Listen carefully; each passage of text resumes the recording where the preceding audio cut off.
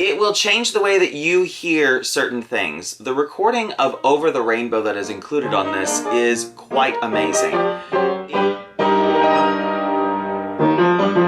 Hello fellow Ozians, and welcome to the channel. A couple of months ago, a good friend of mine, Joe Cascone, was visiting, and he mentioned that I should listen to the Wizard of Oz Sphere soundtrack. Now, I still have not seen the AI monstrosity that is the Wizard of Oz at the Sphere, but I have now listened to the soundtrack to the Wizard of Oz at the Sphere. And I gotta tell y'all, this thing is really good. Now, this particular soundtrack is not a complete restoration of the original 1939 soundtrack. This is a re-recording of at least the orchestral parts and also some of the background vocals for the MGM movie. All of the main cast's vocals have been separated from the original orchestral cues and put over these new cues that have been recorded. And the result is something truly amazing. Since the Sphere version of The Wizard of Oz is not the complete movie, this is not the complete soundtrack. And there are some cues that are literally snipped right in the middle, and we're just going to move on to another cue. And if you know the soundtrack as well as I do, it's a little jarring in places. This even happens during some of the songs. Yeah, like the Merry Old Land of Oz. You don't get the whole thing on this version. It literally just whole verse of the song gone. Really, really weird, some of these cuts. Same thing happens with the Munchkin Land sequence. That entire musical number of numbers is not complete. There is a cut right in the middle that, and it just throws you off a little bit, especially when you know the soundtrack, you've heard it 1,000,000 times. It's just a little jarring. But beyond all of that, why do I think this soundtrack is as good as I think it is? Well, that's because I have a confession to make about the original recording of the 1939 Wizard of Oz soundtrack. I actually don't like that version. I'm just waiting for the pitchforks to come for me.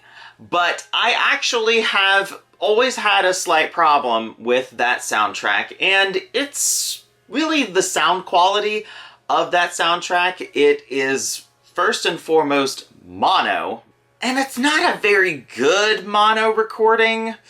I'll explain.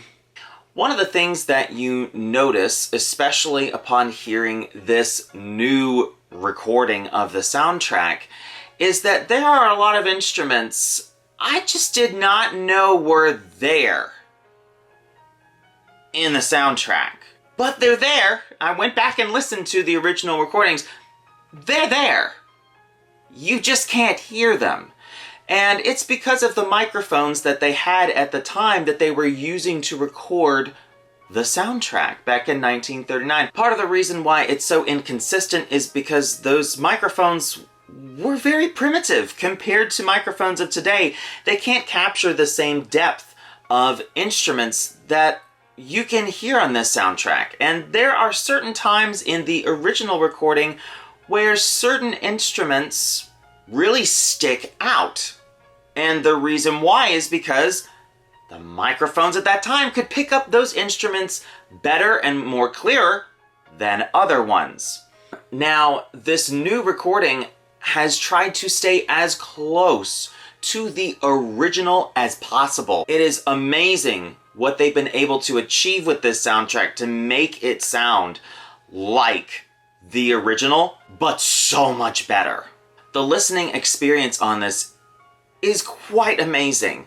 I know I'm gonna just be kind of saying the same words over and over again, but it was amazing. I literally just sat there and was just like, this is so good. Like, this is so good. Now, I'm sure someone's probably going to say, well, why couldn't they have just restored the original soundtrack for the Sphere? Why did they have to go to all these lengths to re-record everything? Well, if you take a listen to this and compare it to the original, you will know why. There's only so much you can do to a recording from over 80 years ago to make it sound better. I remember as a kid the first time that The Wizard of Oz was aired on TV with a enhanced stereo soundtrack. Couldn't hear a difference. I could really say the same thing about the other soundtrack releases for the movie. They're good and cleaned up, but it doesn't have a real good stereo sound to it. It still sounds like mono, that really condensed, tinny sound. It just never escapes from that sound. It doesn't have this expansive sound quality that this new recording absolutely has. So I don't think it's possible to make the original recordings sound like this. And I'm glad that this recording was done, because even if this is the only experience that I have with the Sphere, I don't think I will ever get out to see this show. It's amazing. Would highly recommend, if you have not listened to this recording and this soundtrack, you need to go listen to it. You really do. It will change the way that you hear certain things. The recording of Over the Rainbow that is included on this is quite amazing.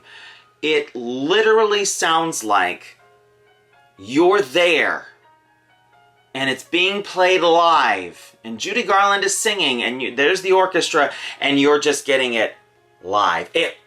Amazing. Just amazing. Now, this album, unfortunately, is not available on physical media. I know, that kind of sucks. I wish that it would be, but it isn't. You can stream it and you can download it. I'll provide some links down below to where you can stream or purchase this album. Have you listened to this new recording of the MGM soundtrack? Let's have a discussion down in the comments section. And if you liked that video, please give it a thumbs up, comment down below, and subscribe. New videos are posted every 2 weeks on the 15th and last day of each month. And if that doesn't satisfy your appetite for Oz, follow the link in the description to ozclub.org and join the International Wizard of Oz Club. Until next time, bye y'all.